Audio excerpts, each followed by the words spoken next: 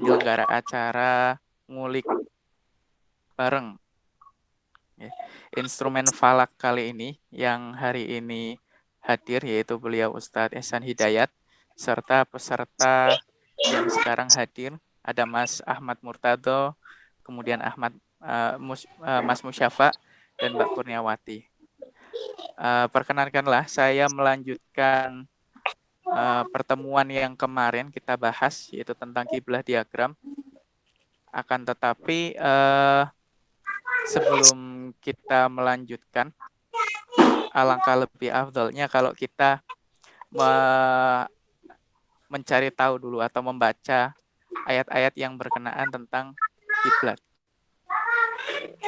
Kalau kita perhatikan ayat tentang kiblat ini cukup panjang ya, dari Quran surat Al-Baqarah juz 2, pas juz 2 itu. Dimulai dari sayaqulu sufaha hingga sampai fawali wajhaka. Jadi saya baca ayat dari satu halaman dari mulai juz 2 dulu.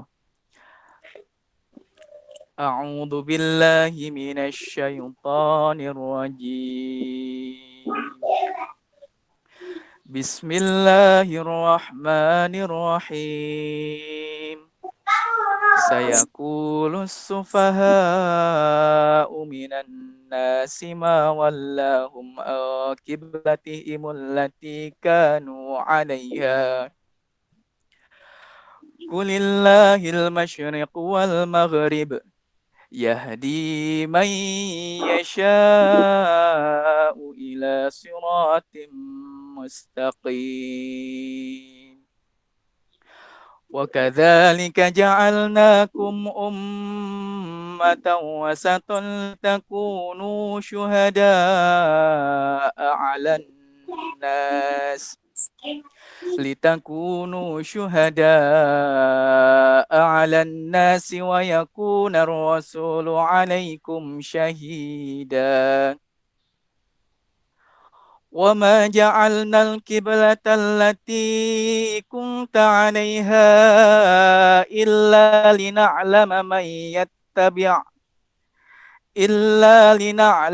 yattabi'ur rasula mimman yanqalibu 'ala 'aqibayhi. Wa in kanat lakabiratan illa 'alal ladzina hadallah. Wa ma kana Allah liyudhi'a imanakum. Innallaha bin nasi laraufur rahim.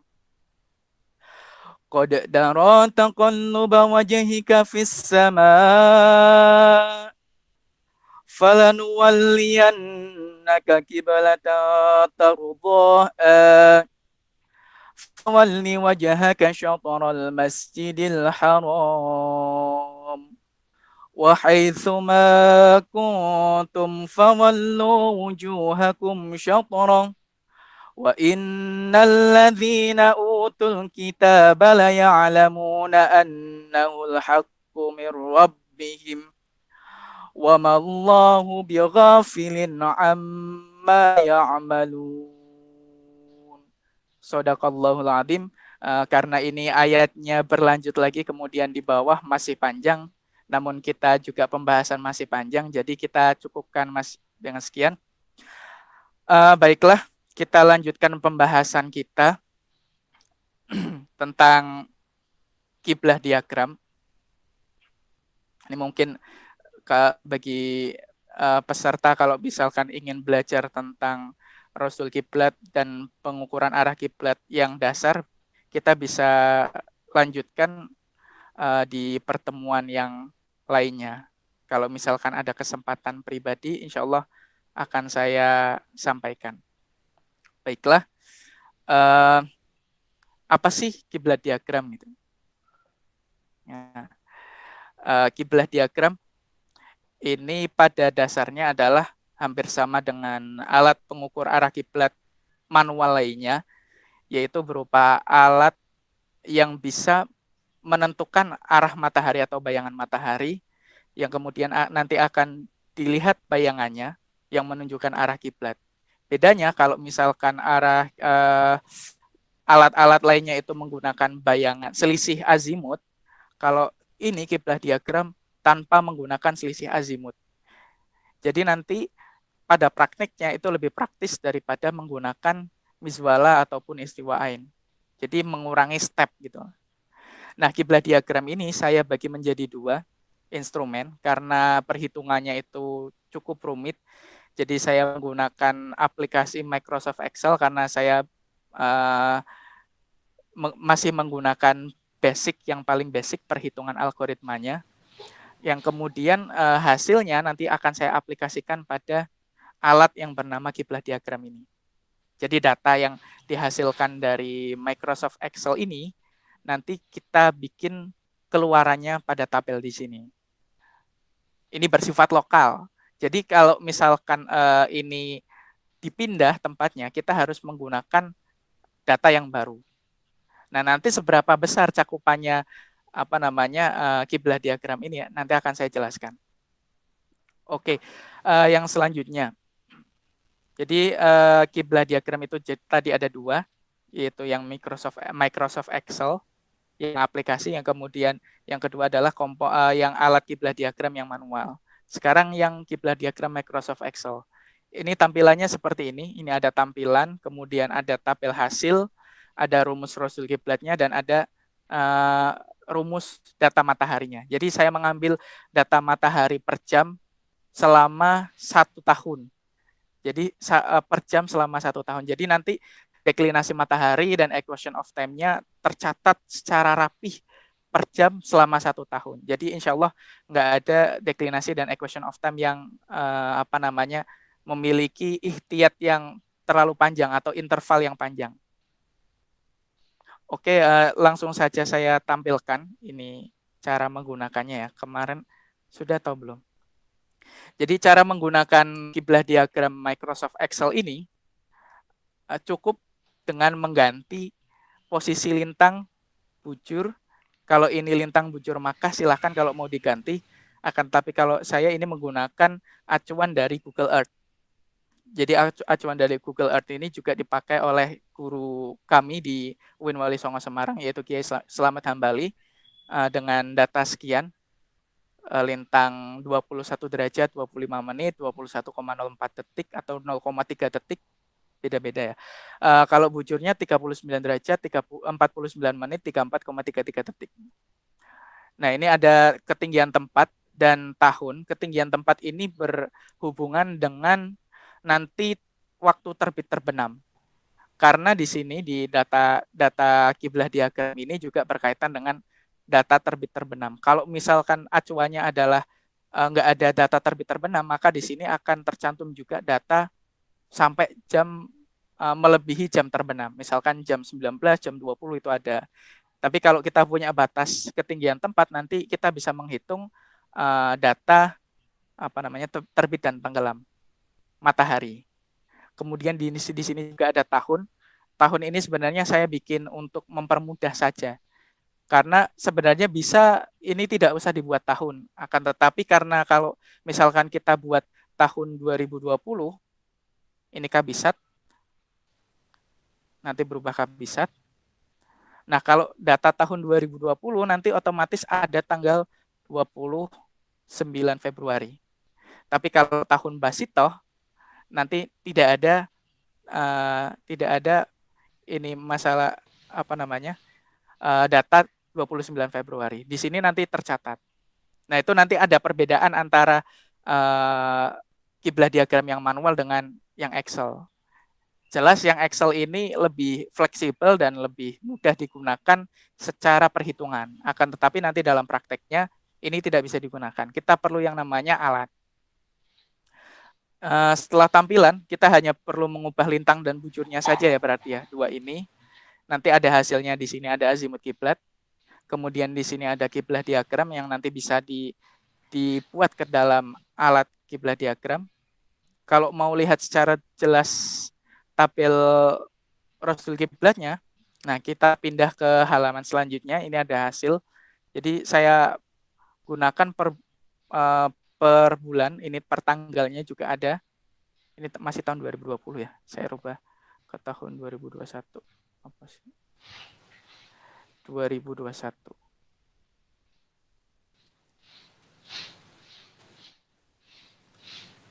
Ya. Hasilnya, nah ini langsung otomatis berubah. Kita coba misalkan hari ini, tanggal 26 April 2021, itu kita bisa lihat, kalau misalkan kurangin kita perbesar. Ini data tenggelam, di samping kanan ini ada data terbit, kulminasi, dan tenggelam matahari.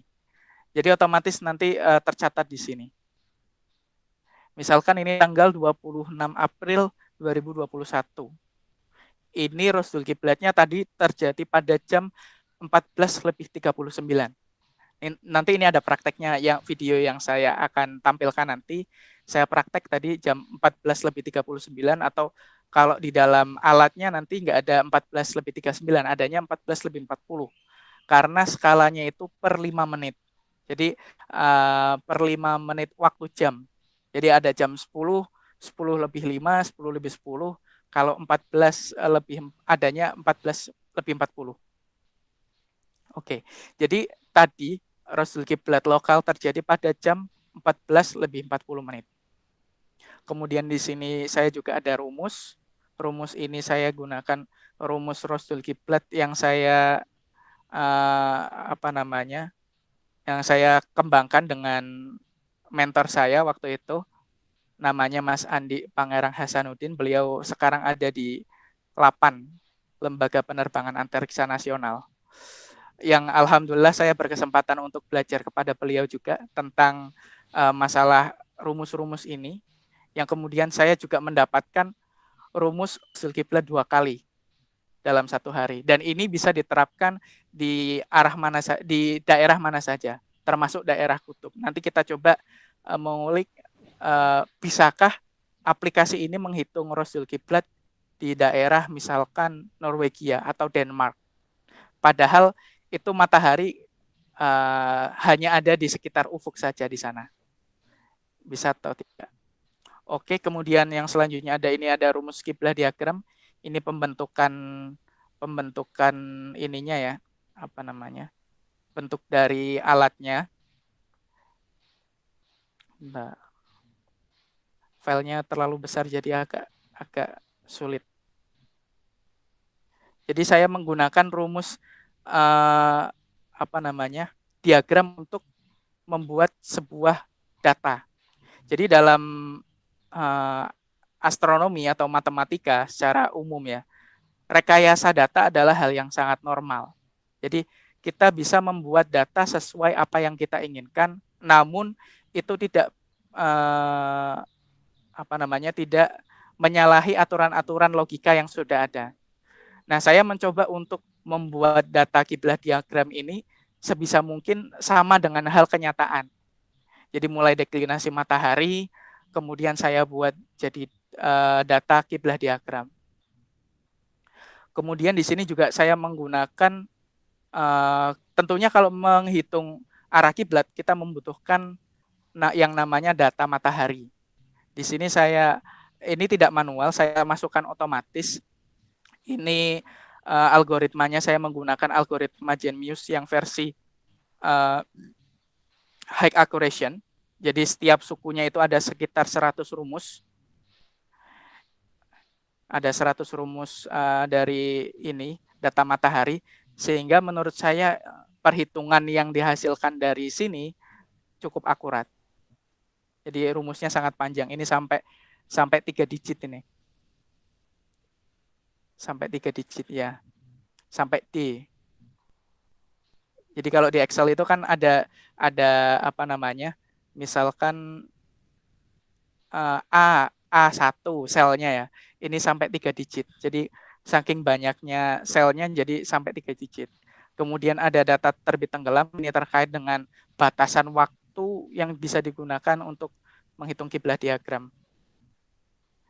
Yang terakhir ini adalah contoh. Yang terakhir ini contoh perbandingan antara diagram Rosdul kiblat yang alat yang manual dengan yang Excel. Jadi perbandingannya kalau di sini saya bandingkan itu yang paling besar adalah 3 menit perbandingannya. Jadi antara yang Excel dengan yang dengan yang kiblat diagram yang asli itu selisihnya 3 menit. Jadi ada selisih 0 sampai 3 menitnya. Jadi tidak terlampau jauh kalau misalkan waktunya itu di pagi hari atau sore hari. Oke, sekarang kita masuk ke komponen. Nah, ini lebih baik ini kita pakai videonya, tapi kayaknya videonya belum selesai. 92%. Atau pakai video yang biasa aja ya. Jadi saya tadi itu melakukan praktek pengukuran arah kiblat menggunakan kiblat diagram. Selain itu saya juga membandingkan dengan hasil yang beberapa hari yang lalu saya mengukur menggunakan theodolit. Jadi insya Allah kalau misalkan hasilnya tepat, ya insya Allah tepat lah. Kita bandingkan lah. Ini ada 3 video yang sebenarnya saya rangkum menjadi satu, tetapi waktunya belum cukup ini untuk ini. Sebentar, semoga aja udah selesai. Jadi hari ini maaf kalau saya penjelasannya agak cepat ya, karena ngejar waktu juga masih 92%. Apa, guys? Kalau suara di sini nggak bisa ya? Mungkin akan saya jelaskan aja ini. Sebentar, saya ulangi dulu. Videonya nggak jalan ya? Di teorinya saja dulu, Taifur. Oke. Sebentar.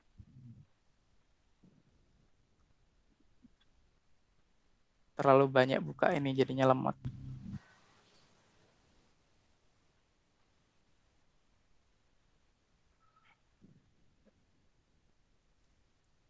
Sebentar saya close dulu videonya. Karena suaranya nggak ada. Saya lupa kalau di Google Meet ini nggak bisa ngerekam suara. Oke, yang pakai ini aja yang mudah dipahami.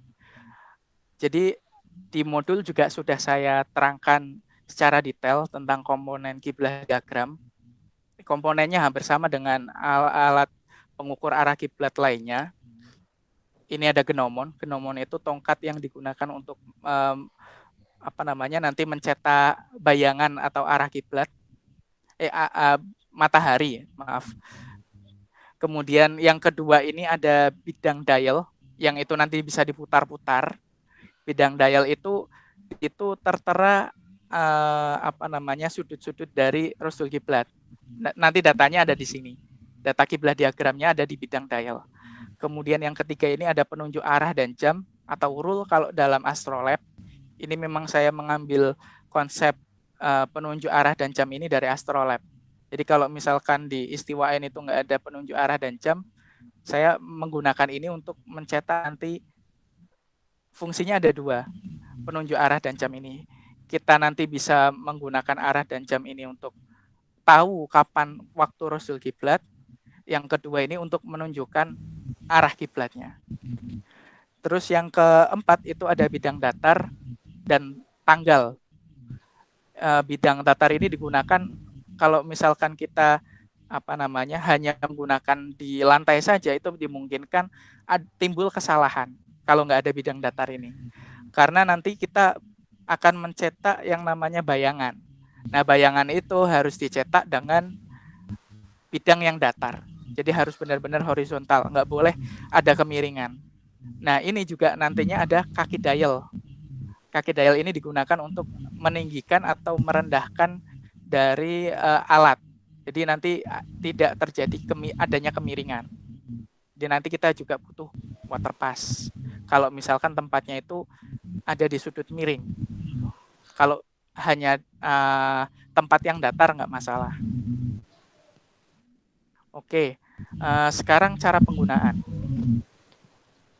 Penggunaan kiblah ini cukup mudah. Yang pertama, pastikan data kiblah diagram sesuai dengan lokasi. Itu yang pertama. Jadi harus pastikan kita Microsoft Excel-nya dulu dibenahi. Hal ini mencakup lokal, namun sifat lokal dari kiblat diagram ini nggak benar-benar lokal. Dia memiliki rentang waktu 5 menit pada penunjuk arah dan jam, sehingga kalau misalkan itu dikonversi dalam skala kilometer, itu kira-kira cangkupannya satu kota.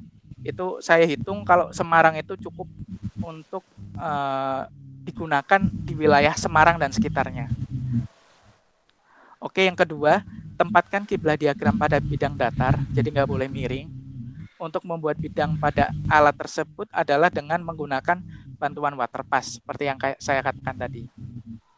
Kemudian posisikan angka 0 derajat, nanti saya simulasikan ya, angka 0 derajat yang terletak Pak di dial putar pada tanggal 1 Januari. Jadi kan di sana nanti ada apa namanya, arah atau azimut ya, dari 0 sampai 30 di bidang dial. Terus juga ada tanggal 1 Januari sampai tanggal 31 Desember. Letakkan 0 derajat itu pada tanggal 1 Januari. Ini berfungsi untuk apa namanya, menentukan secara tepat nanti jam rasul kiblatnya. Kemudian gerakkan penunjuk arah yang ada di atas dial putar, namun tanpa mengubah dial putar itu. Jadi yang digerakkan hanya penunjuk arah dan jamnya saja. Itu diubah sesuai dengan posisi nanti tanggal berapa. Oke, selanjutnya. Sebentar, ini kok berhenti ya?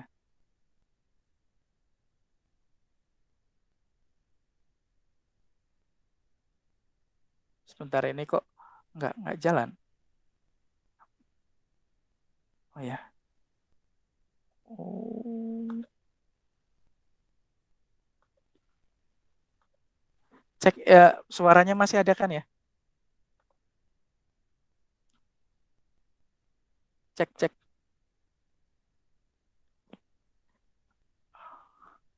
Oke, oh ya ini. Udah. Masih nyambung kan ya? Oke, yang kemudian yang kelima, amati antara titik diagram pada dial putar dan jam. Jadi nanti diamati dialnya itu terletak di jam berapa.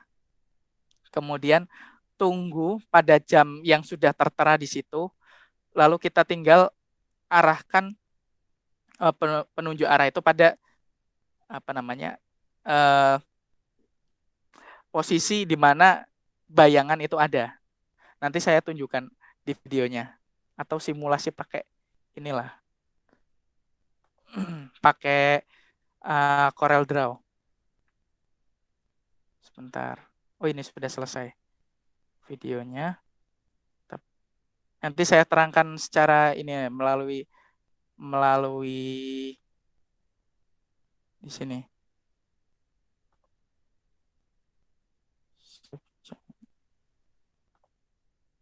Oke. Saya terangkan secara lisan saja.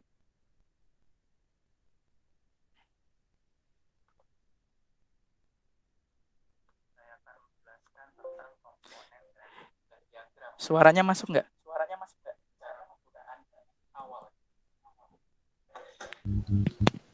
Jadi ini saya komponennya. Sebentar, videonya belum jalan ya?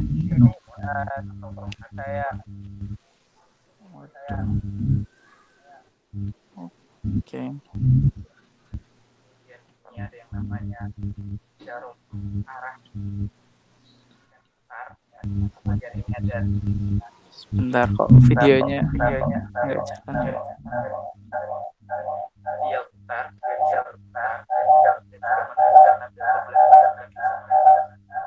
Ini ada bidang datar. Bidang datar ini menunjukkan tanggal, bulan. Suaranya masuk nggak? Suaranya masuk.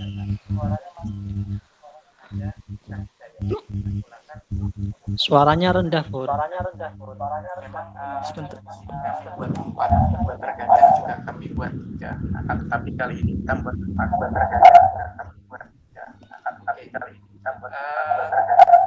itu komponen dari kiblat diagram.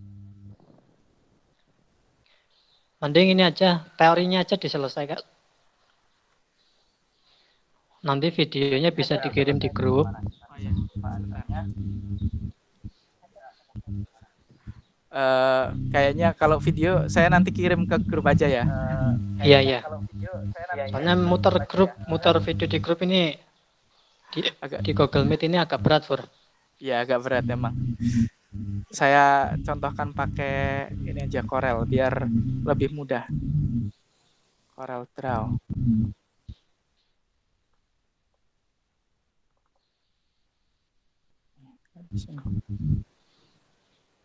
Maaf ini kalau agak ribet hari ini karena banyak hal yang perlu disiapkan.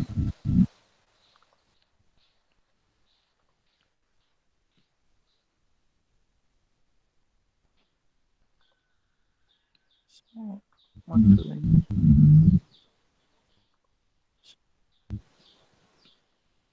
Simpan dulu.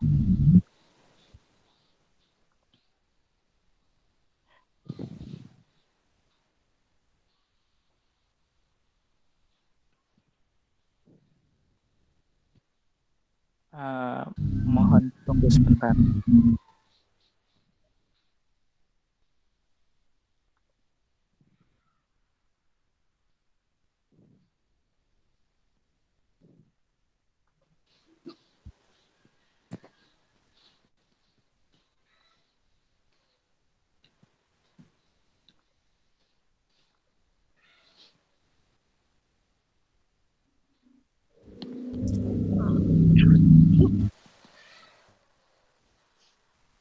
Jadi kalau kita cuma hanya ditampilkan secara singkat saja sebenarnya nggak memahamkan kalau ini. Tapi sebenarnya kalau praktek secara langsung insya Allah cepat, bisa cepat. Oke, ini ya di sini ini ada komponen yang belum saya masukkan di sini adalah ada Gnomon, kemudian kaki dial. Ini sudah ada kiblat diagramnya, jadi cukup mudah digunakan. Saya contohkan ini, kalau ini kiblat diagram untuk Semarang. Misalkan ini, jadi ini ada penunjuk arah dan jam atau rule, kita putar ke bulan April. Nanti kita lihat tanggalnya. Nih. Ya. Nah, kalau sudah berputar, kita pastikan tanggalnya. Misalkan ini tanggal 26. Ini 25. Berarti di sini 26. Oke. Oke, sudah. Bentar. Oke. Di sini ada pertemuan antara jarum jam dengan titik-titik Rasul Kiblat. Nah, ini data Rasul Kiblat. Nah, ini kita bisa baca di sini. Karena saya ini menggunakan Semarang, jadi agak beda dengan tadi yang menggunakan Pekalongan. Di sini selisih waktunya antara 14 sampai 15 ini per 5 menit. Jadi di sini ada jam 14, kemudian jam 14 lebih 5, kemudian 14 lebih 10, 14 lebih 15 dan seterusnya. Ini kalau hitung dari sini kan 1, 2, 3, 4, 5, 6, 7. Berarti jam 14 lebih 30. Itu kalau Semarang. Jam 14 lebih 30 itu terjadi Rasul Kiblat. Nah, kalau Pekalongan berarti nanti data kiblat diagramnya akan geser sedikit ke sini. Nah, ke sini. 14 lebih 40. Jadi seperti itu. Kalau nanti secara prakteknya kalau jam 14 lebih 40 atau kalau di Semarang jam 14 lebih 30, nanti tinggal kita melaksanakan praktek saja. Nanti kita bakal tahu bayangannya di mana. Nah, bayangan itu yang akan menjadi arah kiblat. Jadi kita nggak usah menghitung azimut matahari atau azimut kiblat. Kita cukup mengamati bayangan matahari pada jam yang sudah ditentukan. Nanti itu akan menjadi rasul kiblat.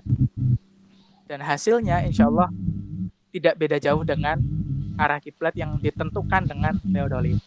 Karena selisihnya hanya sekitar 5 menit saja. Seperti itu.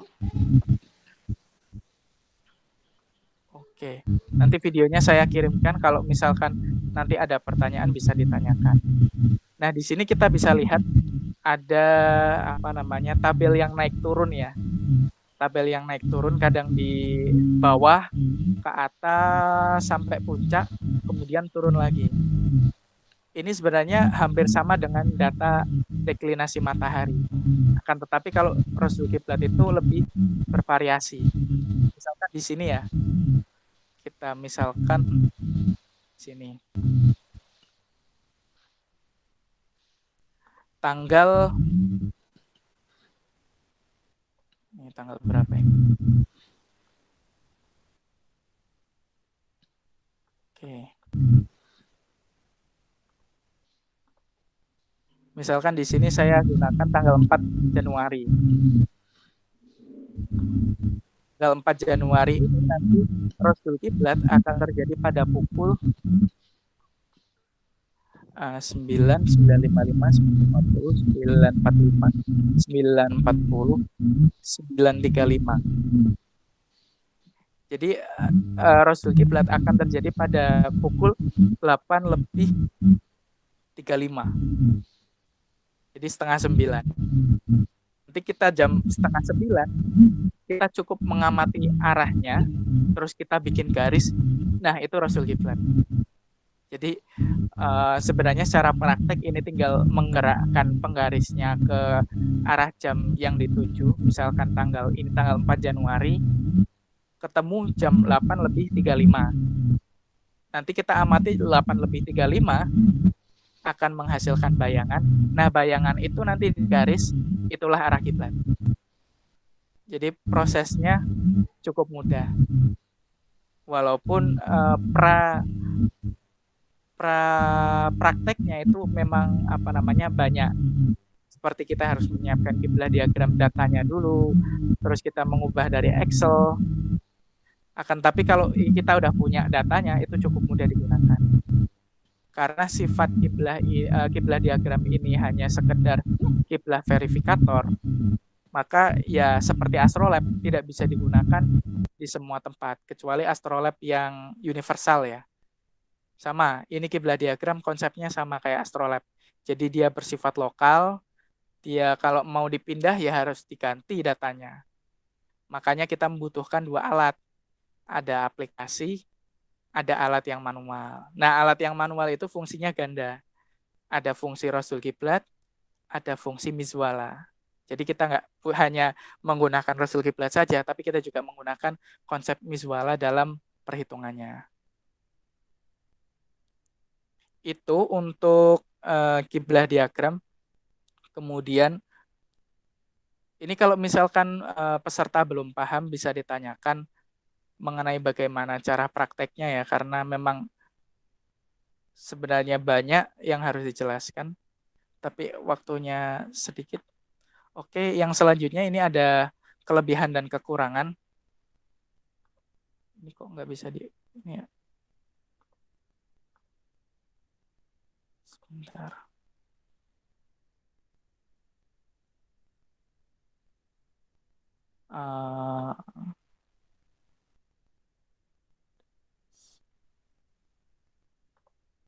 Ininya mana ya, full screen-nya? Full screen, oke. Ini tulisannya masih kecil ya. Saya perbesar dari sinilah. Oke. Untuk kelebihan dan kekurangan, ini saya bagi 2. Ada kelebihan yang manual dan kekurangan yang manual. Kelebihan yang Microsoft Excel dan kekurangan yang Microsoft Excel. Oke. Pertama yang manual dulu. Secara desain, yang manual itu alatnya lebih simpel dan dapat digunakan secara praktis karena bisa dipindah-pindah ya. Kemudian kekurangan membutuhkan bentuk yang luas, ukurannya itu butuh yang luas. Saya aja ini menggunakan ukuran 40 cm kali 40 cm. Itu kalau digunakan dibawa kemana-mana itu cukup repot kalau besar. Jadi kekurangannya yang manual itu desainnya mesti butuh desain yang luas. Alat falak manapun yang manual itu butuh desain yang luas. Karena untuk ketelitian, semakin kecil ketelitiannya juga semakin kurang. Semakin besar ketelitiannya semakin bagus. Misalkan menggunakan rubuk mujayyab yang raksasa itu lebih akurat daripada menggunakan rubuk mujayyab dengan ukuran 30 cm. Kemudian untuk Microsoft Excel itu kelebihannya lebih dinamis dan dapat diubah sesuai kebutuhan. Namun kekurangannya membutuhkan pengembangan lebih lanjut untuk mengaplikasikan secara optimal. Jadi karena ini masih Excel, jadi saya juga masih butuh pengembangan lebih lanjut. Gimana caranya? Apakah ini ditaruh di web atau taruh di aplikasi smartphone atau bahkan alat robotik. Tuh, saya butuh pengembangan seperti ini. Makanya saya bilang ini kekurangan.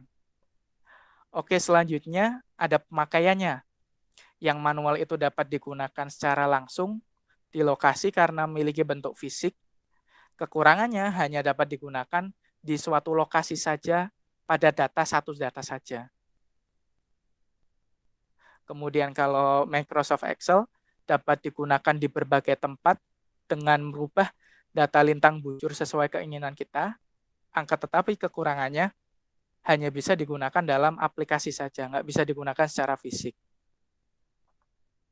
Kemudian secara efektivitas bagaimana? Yang manual itu dapat memanfaatkan bayangan matahari secara langsung. Kekurangannya harus memahami konsep diagram kiblat ini untuk digunakan. Jadi kalau misalkan mau efektif ya harus dipahami terlebih dahulu. Kalau nggak memahami secara detail, nanti takutnya seperti yang sudah-sudah kalau misalkan ada orang praktek menggunakan teodolit tanpa memahami konsep teodolit, nanti akan lama dalam pengukuran arah kiblatnya. Sama, kiblat diagram juga seperti itu. Kalau yang Microsoft Excel kelebihannya secara efektivitasnya ya lebih mudah dipahami. Waktu yang tertera pada Rasul Kiblat terdiri dari tabel dan diagram, jadi lebih luas. Kita bisa membaca jamnya, kita bisa membaca tabelnya. Kekurangannya perlu bantuan alat manual untuk mengaplikasikan secara langsung. Sebenarnya kekurangannya hampir sama ya antara satu sama lain ini. Jadi satu sama lain ini sebenarnya menunjang keduanya. Kemudian secara akurasi, kalau yang manual dapat digunakan dalam cakupan wilayah yang luas. Dengan akurasi 3 menit. Ini 3 menit ini skala terkecil itu saya adalah 5 menit waktu jam dibagi 2, jadi 3 menit. Sebenarnya 2,5 sih, 2,5. Tapi kalau hitungannya dari 1, 2, 3, 4, 5, jadi tengah-tengahnya adalah 3 menit. Makanya skala terkecilnya akurasinya adalah 3 menit. Seperti yang saya tunjukkan tadi, selisihnya adalah hanya 3 menit.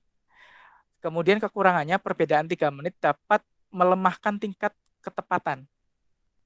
Misalkan kita menggunakan teodolit, akurasinya itu 1 detik misalkan. Nah, kalau kiblat diagram ini akurasinya mentoknya 3 menit. Gitu. Jadi memang masih terdapat kekurangan. Akan tetapi kalau kiblat diagram mau dibuat setepat mungkin sampai detik itu butuh ada sekitar ratusan meter alatnya. Kan nggak mungkin menggunakan alat manual ratusan meter. Jadi kita mengurangi kekurangan dengan kelebihan, menutup kelebihan dengan kekurangan. Nggak masalah. Kemudian kalau yang Microsoft Excel akurasinya bisa sampai hitungan detik karena kita bisa merekayasa hitungannya. Kekurangannya akurasi hingga hitungan detik tidak dapat diterapkan pada alat manual. Jadi ini saling keterbalikan. Kekurangan dari Microsoft Excel itu adalah kelebihan dari kiblat diagram yang manual. Kekurangan dari kiblat diagram adalah kelebihan dari Microsoft Excel. Jadi memang kesimpulannya sih saya ini saling membutuhkan. Tuh. Terus kalau interpretasi data, kelebihan dari yang manual ini mudah digunakan meski tidak mengetahui tentang perhitungan arah kiblat.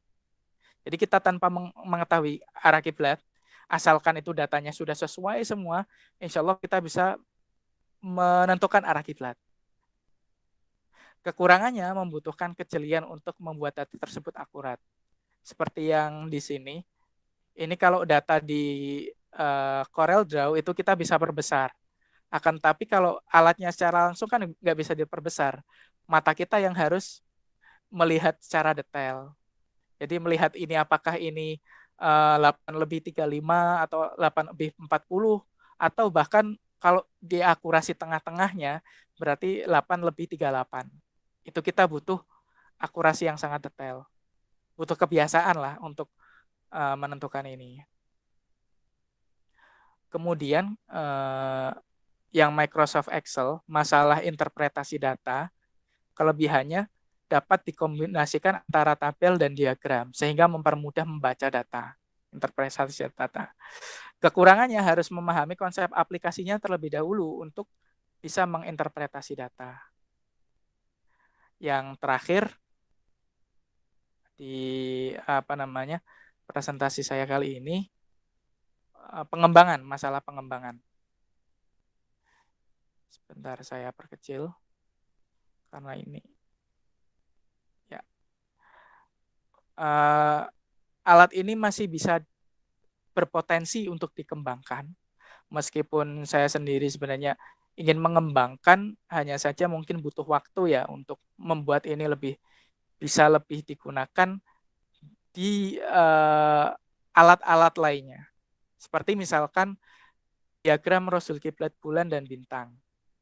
Nah, saya mencantumkan bulan dan bintang di sini karena seperti yang kemarin saya katakan bahwa secara umum menentukan arah kiblat biasanya menggunakan 3 benda langit, yaitu matahari, bulan, dan bintang. Oleh karena itu di kiblat diagram juga bisa digunakan kiblat diagram bulan atau kiblat diagram bintang. Akan tetapi nanti wujudnya itu beda, jelas beda, akan berbeda. Kemudian yang kedua bisa dibuat digitalisasi lebih lanjut, misalkan membuat menjadi web untuk mempermudah, misalkan kalau di web kan kita bisa lihat secara online, Android atau aplikasi di smartphone, atau alat yang lebih praktis, misalkan diubah menjadi robot. Jadi kita hanya memasukkan lintang dan bujurnya saja, jadi nanti dia akan men-tracking sendiri arah kiblatnya menggunakan kiblat diagram. Itu yang saya bayangkan gitu. Kemudian bisa juga diagram waktu sholat pembanding. Jadi kalau ini diagram Rasul Kiblat diambil dari data deklinasi matahari dan equation of time, waktu sholat juga bisa diubah menjadi diagram. Akan tetapi ini nantinya menjadi jadwal waktu sholat abadi, gitu, seperti yang sudah ada. Namun yang sudah ada itu hanya tabel. Kalau ini nanti menjadi diagram, hanya sebagai pembanding saja, nggak sebagai acuan. Karena kan setiap tahunnya waktu sholat itu tetap berubah, meskipun skalanya hanya menit saja, nggak sampai 10 menit lah. Tapi kalau misalkan ini bisa dibuat alat, bisa. Untuk pengembangan, bisa. Namun konsepnya nanti harus dipelajari lebih lanjut.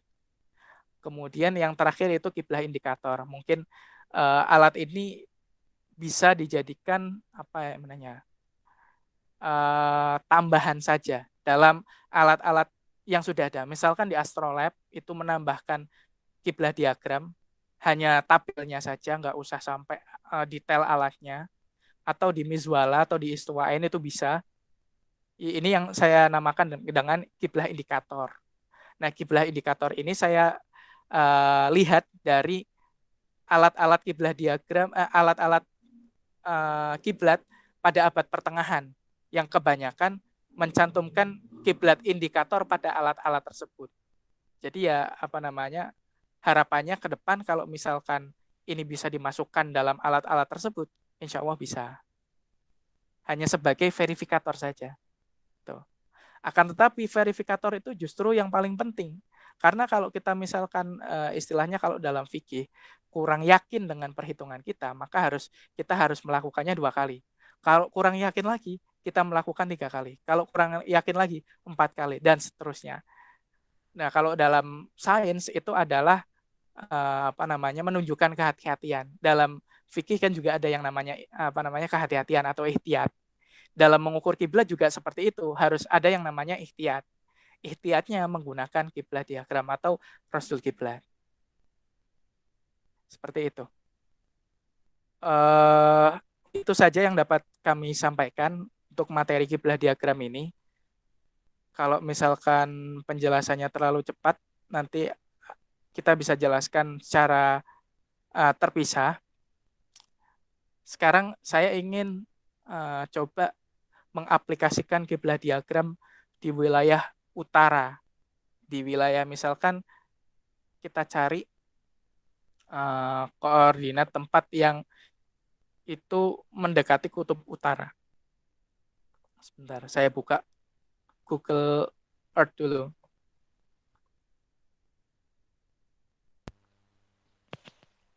Taifur, Oke, Mas. kalau boleh usul, coba lintang salah satu peserta yang ada di sini saja. Oh, oke. Siap. Nanti sekalian Monggo dari peserta mungkin ada yang ingin request. Kalau misalkan belum bisa lintang bujurnya, ini lokasinya saja lah. Lokasinya di mana nanti akan saya carikan. Oke, Rembang ya, Rembang. Oke. Rembangnya di mana, Mas? Rembangnya Sulang. Sulang. Rembang. Kalau di pesantrennya bisa pesantrennya. Alhamdulillah. Apa, Mas? Alhamdulillah Kemaki. Pondok pesantren Alhamdulillah. Pondok pesantren Alhamdulillah. Sebentar. Pondok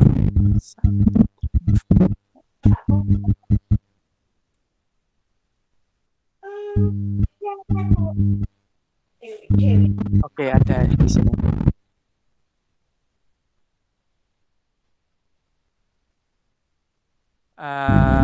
Ini. Kalau dari atas sebenarnya ini sudah pernah lihat di Google Earth belum?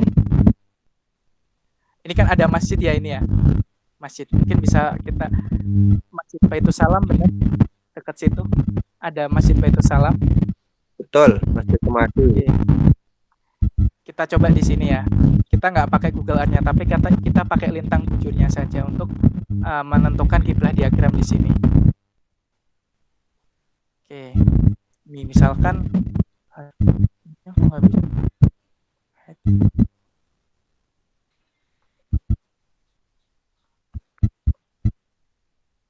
Bentar.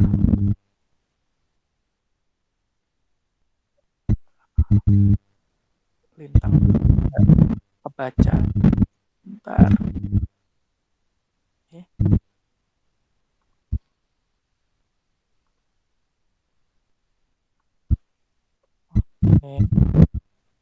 Saya perkecil dulu karena ini layarnya nggak mau besar. Oke. Di sini misalkan lintangnya 649 14 4. Oke. 6 49. Saya kan terus di sini biar pas. Oke. 14,15. Terus kemudian bujurnya 111 23 04,03. Oke. Misalkan di tempat ini. Tinggi tempat di pondok pesantren 74 mdpl. Oke, 74 meter ya. Ya. Oke. Kita lihat di sini datanya hampir sama sebenarnya dengan kalau masih di Indonesia datanya hampir sama. Antara Semarang, Pekalongan, Rembang hampir sama. Tapi kalau kita lihat di hasil di sini hari ini misalkan tanggal 26 April 2021 Mas Esen bisa di mute dulu nggak, Mas? Bagaimana? Di mute dulu biar nggak kresek-kresek. Oh iya. Tanggal 26 tahun 2021 itu Rasul kiblatnya terjadi pada jam 14:35 tadi. Jadi jam 14:35 itu nanti bayangan yang dibuat dari matahari yang kita aplikasikan pada genomon atau tongkat itu menunjukkan arah kiblat gitu.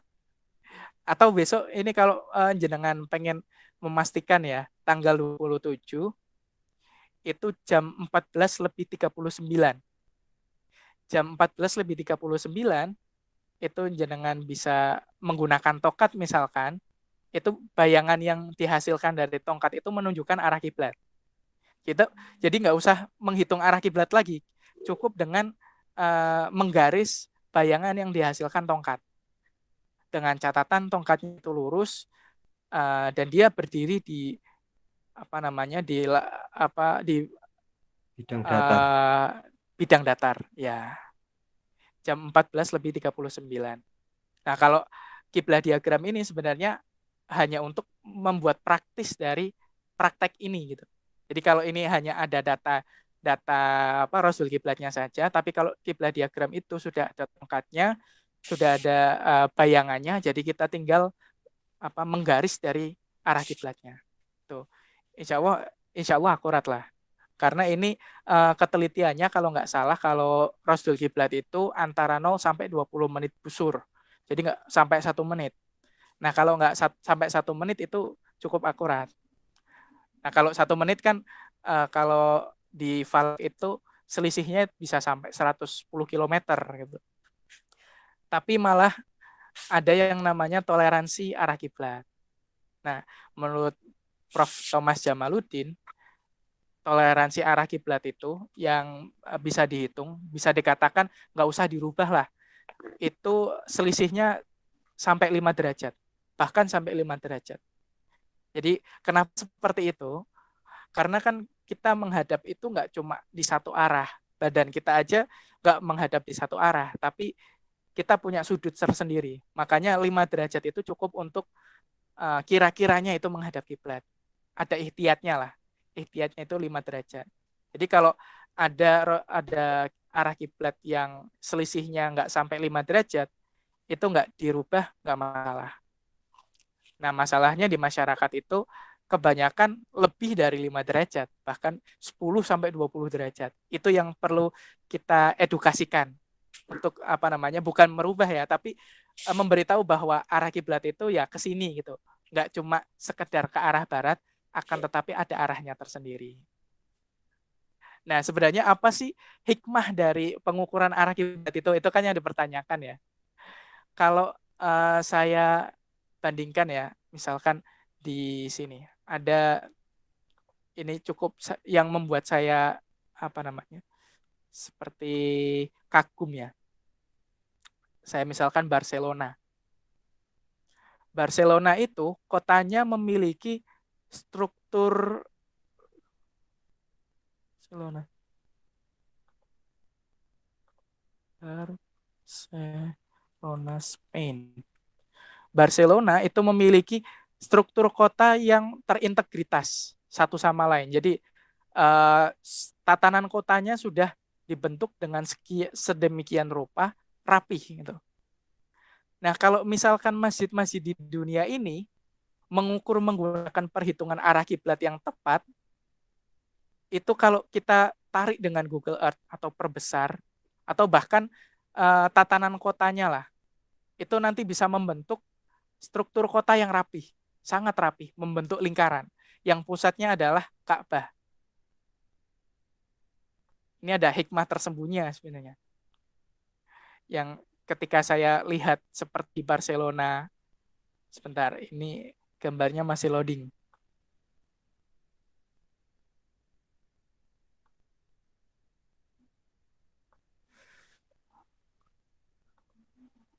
Masih loading ya.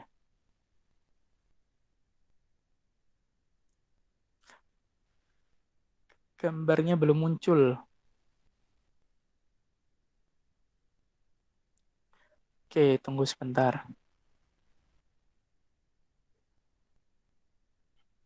Kok nggak muncul ya?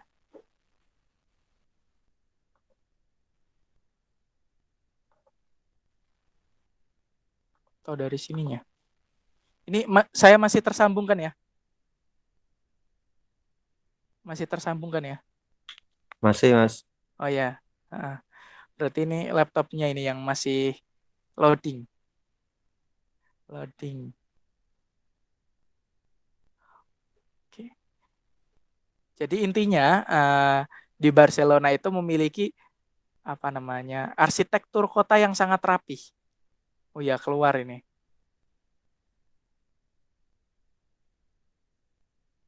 Aduh, keluar. Udah nggak apa-apa lah. Waktunya juga sudah jam 5:10. Jadi intinya apa? Kalau misalkan kita bisa menghitung arah kiblat dengan tepat dan itu bisa diaplikasikan di semua tempat, insya Allah itu akan membentuk struktur bangunan yang rapi, membentuk lingkaran di seluruh dunia.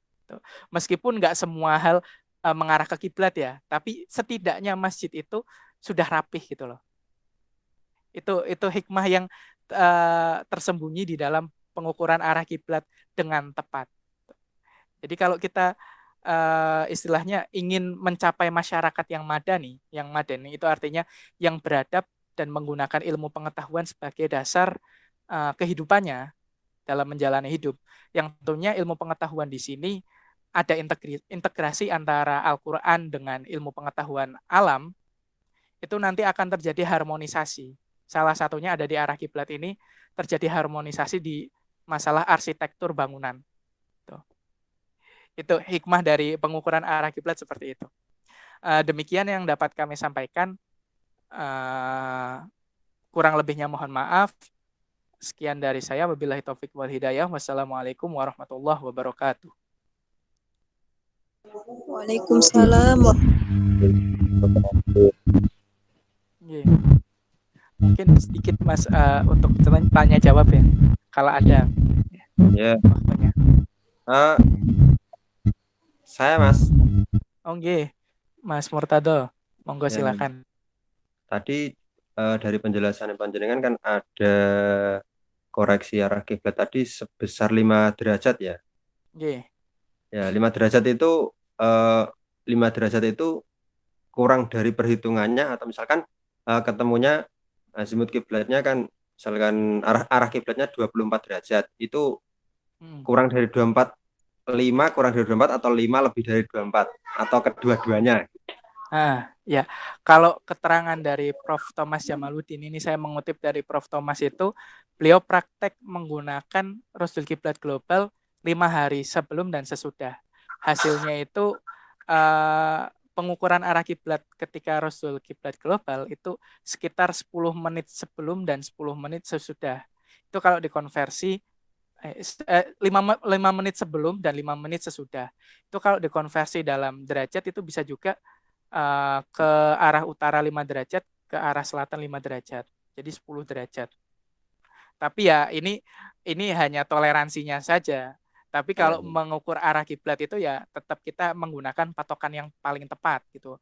Kita menggunakan paling tepat dengan teodoliti ya paling tepat, jangan kita kita salahkan gitu misalkan arahnya.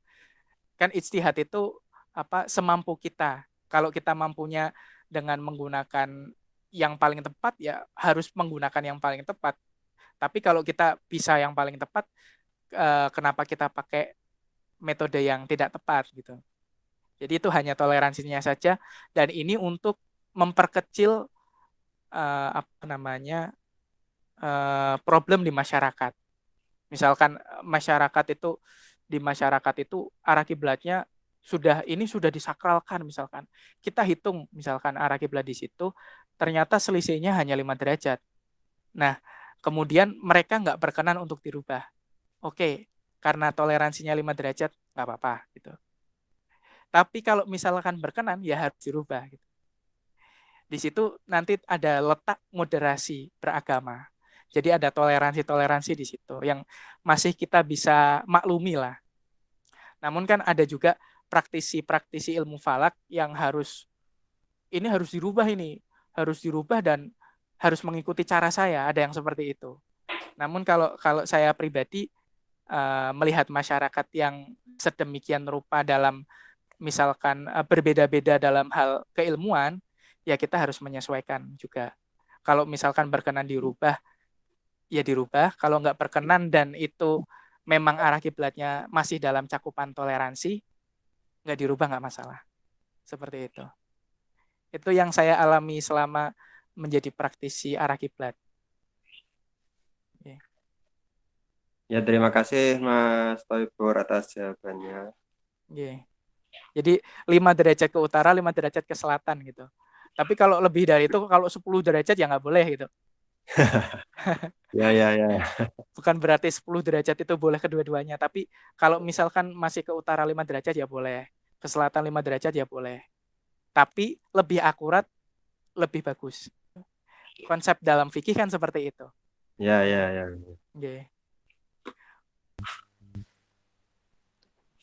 Tadi ada pertanyaan Mas Tafur.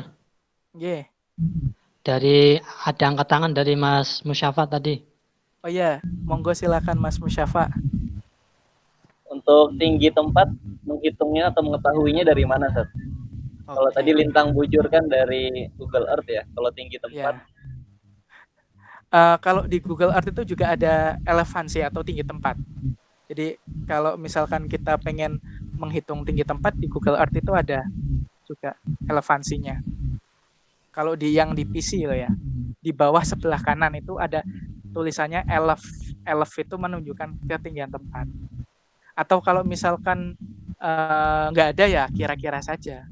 Saya ini berada di pesisir atau di gunung gitu. Gunungnya gunung ketinggian yang sangat tinggi atau hanya bukit gitu. Jadi kalau ketinggian tempat sih sebenarnya nggak terlalu berpengaruh, hanya berpengaruh pada data terbit tenggelam matahari. Data terbit tenggelam matahari itu berpengaruh di atas 200 meter. Tuh, itu kan cukup tinggi. Jadi selama di bawah itu ya nggak terlalu berpengaruh. Ini sangat berpengaruh kalau misalkan ngukurnya di Burj Khalifa yang tingginya itu hampir 900 meter gitu. Antara kita berada di bawah di lantai 1 dengan di lantai yang paling atas 800 sekian meter itu pasti data terbenam matahari itu berbeda. Seperti itu. Jadi hanya kira-kira saja nggak apa-apa. Nggak harus tepat.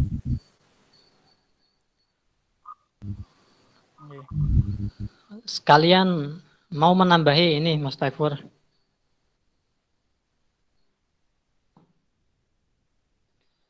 Halo? Ya Mas. Dengar ya? Iya, dengar. Saya tambahkan sedikit. Kalau untuk tinggi tempat, kalau misalkan lewat Google Earth, itu ada di bagian bawah, pojok kanan kalau salah. Benar tadi tulisan ELV. Kalau misalkan pakai HP bisa. Nanti Mas Musyafa download saja aplikasi Altimeter. Altimeter ini fungsinya untuk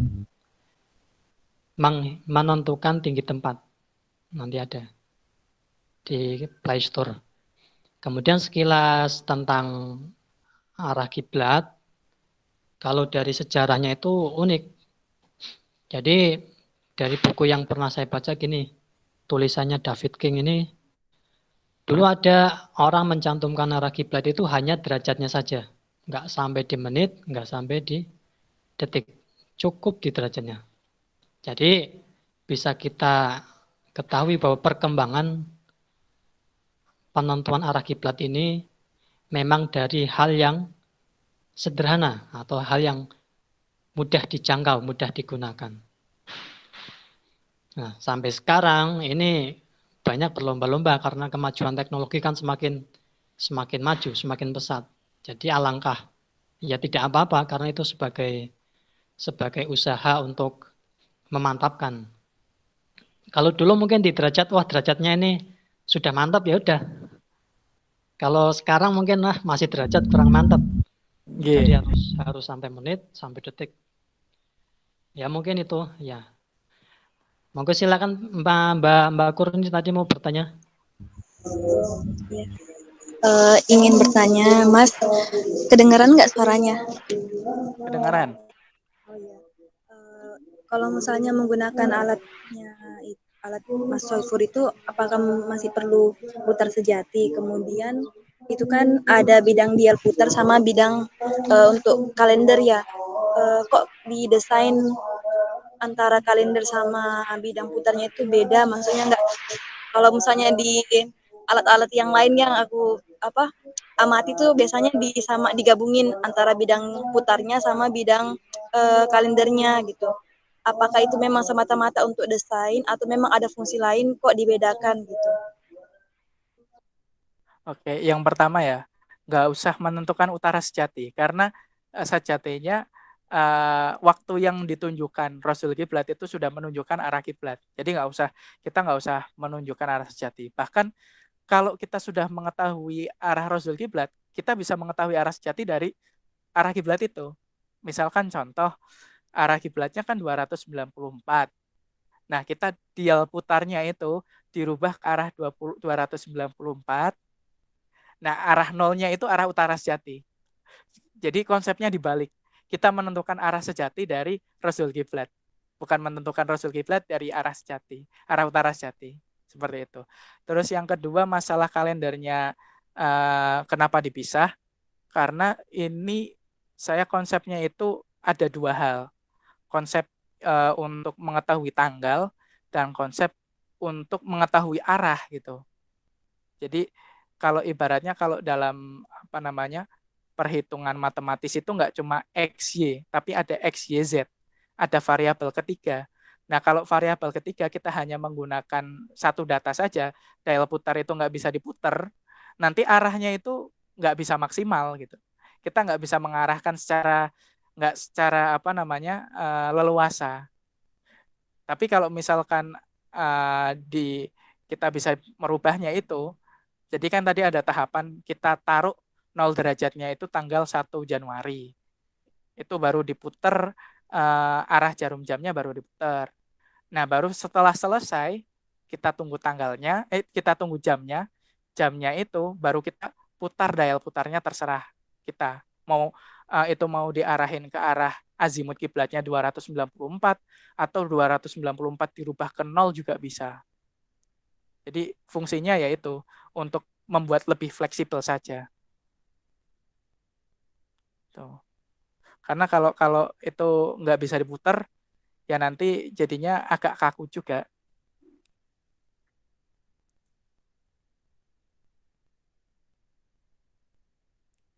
Mungkin sekian jawaban dari saya. Bagaimana Mbak Kurni? Iya Mas, karena biasanya kan kalender itu digabungin juga sama bidang dial putarnya gitu. Nah, mungkin pernah lihat alat yang ini ya, yang dibuat Arjun juga kayak Mizun gitu. Nah itu Mizun kan kalendernya itu di dalam satu bidang putar itu gitu. Sebenarnya bisa sih kalau misalkan kita bisa merubah itu azimut kiblatnya itu yang bisa dirubah hanya lingkarannya saja, tapi yang tengah itu nggak usah dirubah. Karena kan itu konsepnya itu yang tengah itu data Rasul kiblat, terus yang pinggirnya dial putar itu azimut kiblat. Nah, di bidang datar itu tanggal atau kalender 1 tahun. Jadi itu melewati azimut. Antara azimut dengan bilangan tahun kan beda. Bilangan tahun itu 365, azimut itu 360. Jadi kalau misalkan itu disatukan nanti takutnya berbeda hasil. Tuh, ada selisih 5. Dan tadi itu bidang dial putarnya itu yang garis-garis itu enggak 360 tapi 365. Seperti itu. Ya, bisa sih sebenarnya dijadikan satu kalau azimut yang dirubah hanya azimutnya saja gitu. Jadi yang di pinggirnya itu yang bisa diputar, tengahnya nggak usah diputar. Tapi saya belum menemukan konsep biaya yang murah untuk membuat itu. Tuh. Apakah itu membuat dengan engsel atau apa, belum menemukan. Jadi saya masih menggunakan ini dengan alasan biaya gitu. Cakupannya termasuk.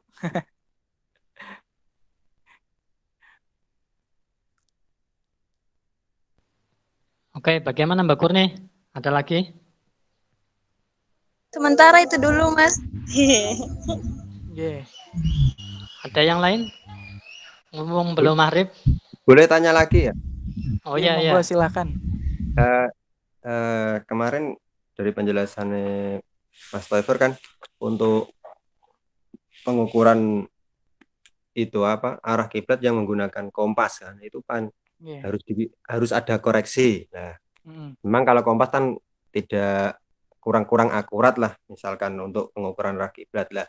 Kemarin kan katanya ada koreksi lah. Itu koreksinya kira-kira sebesar berapa derajat atau gimana? Yeah. Jadi seperti ini. Kompas itu mengarahnya ke deklinasi magnetik. Nah, deklinasi magnetik itu bisa dilihat di, saya coba masuk lagi ke Google Meet-nya ya. Saya tunjukkan ada websitenya kok. Ada websitenya yang untuk menentukan berapa sih deklinasi magnetik di lokasi itu. Saya gabung sebentar.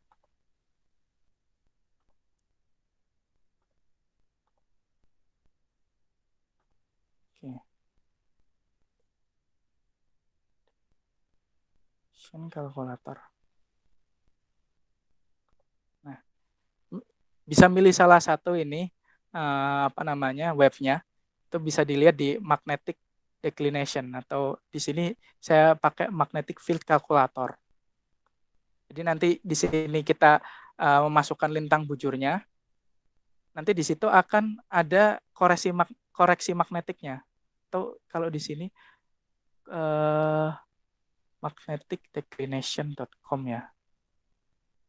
Declination.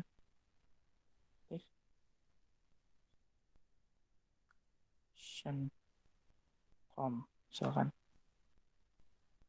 Nah, ini magnetic declination. Kita bisa lihat di sini di lokasi di mana kita berada, terus dikoreksi dengan di sini magnetic deklinasinya berapa misalkan.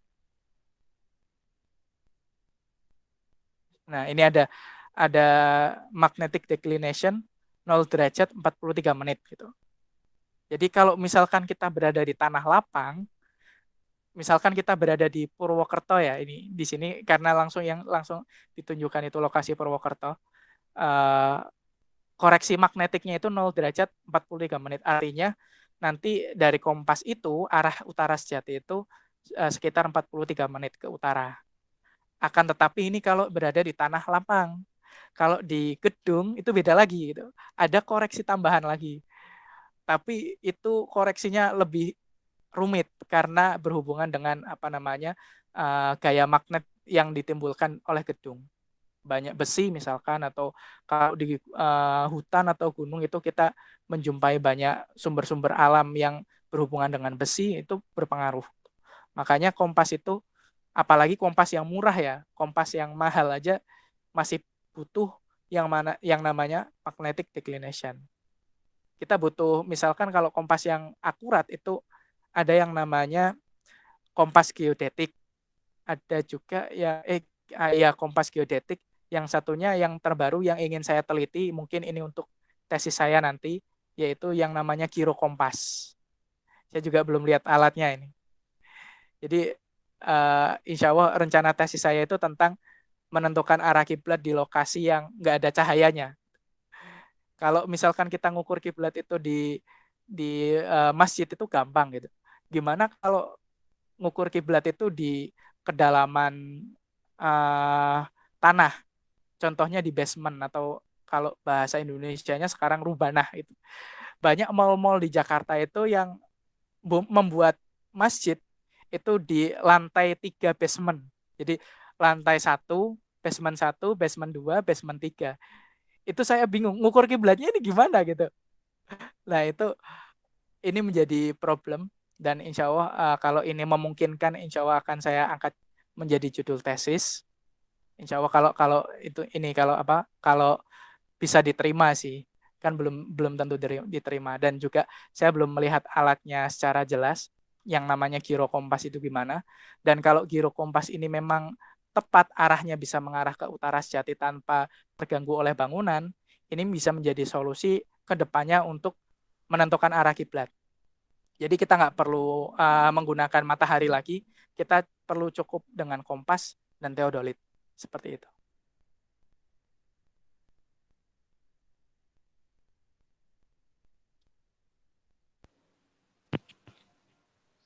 Ya, terima kasih Mas.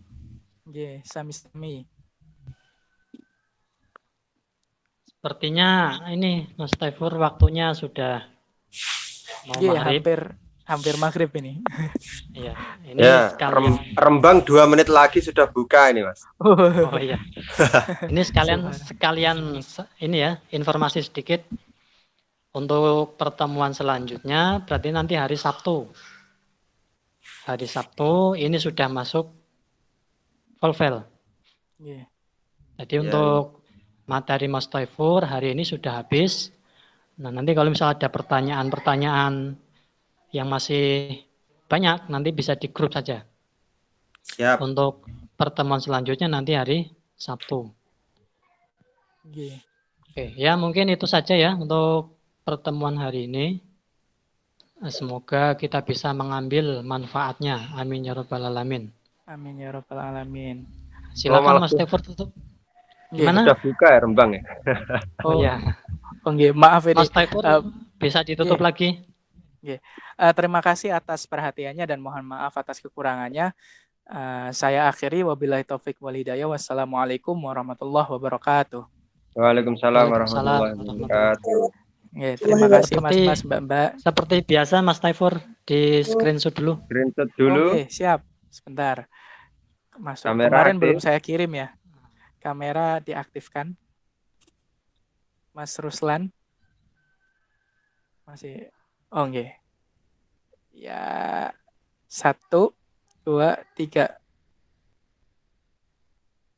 Oke, saya kirim ke grup ya. Kemarin lupa ngirim ke grup. Nah, langsung kirim. Oke, bisa tutup Mas Taifur? Sampun ditutupnya. Udah. Oke, sekarang bisa melaksanakan berbuka puasa. Makasih Mas. Selamat berbuka puasa. Ya. Belum saya matikan recordnya.